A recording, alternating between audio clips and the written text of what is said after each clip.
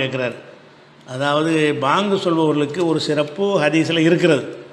அதில் ஒரு சிறப்பு என்னன்னு கேட்டால், பாங்கு சொல்லி கொண்டிருப்பவர்கள் மறுமை நாளில் மகசர் நிற்கும்போது அவங்க தனியாக தெரிவாங்க.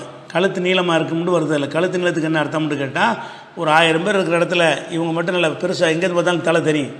அப்படி ஒரு தனி உயரத்தை கொடுக்குறான்ல. எதுக்காக வேண்டின்னு கேட்டால், இவங்க தனித்துவமாக தெரியணும். அது ஒரு அந்தஸ்தானே. மறுமையில் எல்லோரும் நிற்கும் பொழுது அவங்கள மட்டும் ஒரு பெருசாக இல்லை, எங்கே பார்த்தாலும் தெரிஞ்சின்னு சொன்னால் அவங்கள அடையாளம் கண்டு கொள்கிறாங்கல்ல, அது ஒரு சிறப்பு. இப்படி எப்படி வருதுன்னு அல்முஅத்தினூன, பாங்கு சொல்பவர்கள் அத்துவலுன் நாசி ஆனாக்கன் யௌமல் கியாமா, கியாமத்து நாளில் நீண்ட கழுத்துடையவர்களாக இருப்பார்கள்னு பாங்கு சொல்கிற எல்லாத்துக்குமே உள்ள ஒரு சிறப்பு. இதை பாங்கை நீட்டி சொல்பவர்களுக்குண்டே கிடையாது.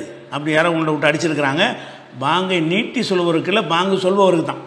பாங்கு சொல்பவருக்கு என்ன செய்யணும்னு கேட்டால், பாங்குங்கிற அடுத்த அழைப்பு கொடுக்குற காரணத்தினால உங்களுக்கு தனி அந்தஸ்து தருவதற்காக அல்லாஹ் என்ன செய்வான்னு கேட்டால், அவங்கள கழுத்து நீண்டவர்களாக மகசரில் அப்படி காட்டுவான் அப்படின்னு இருக்கிறது. ஆனால் நீங்கள் சொன்ன மாதிரி சம்பவம் நாம் தேடி பார்த்து எங்கேயுமே கிடைக்கல.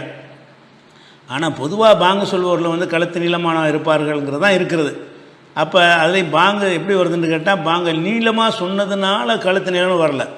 பாங்கு சொன்னதுனால, பாங்கு நீளமாக சொல்லு குட்டையாக சொல்லு, நீளமாக சொன்னதுக்குன்னு கிடையாது. பாங்கு சொன்னால் அந்த அந்தஸ்து, பாங்கு சொல்ல வேண்டிய முறையில் பாங்கு சொன்னால் அந்த அந்தஸ்துன்னு வருதே தவிர, பாங்கை யார் நீட்டி முளைக்கி சொல்கிறார்களோ அவர்களுக்கு இந்த அந்தஸ்து என்று வரவில்லை.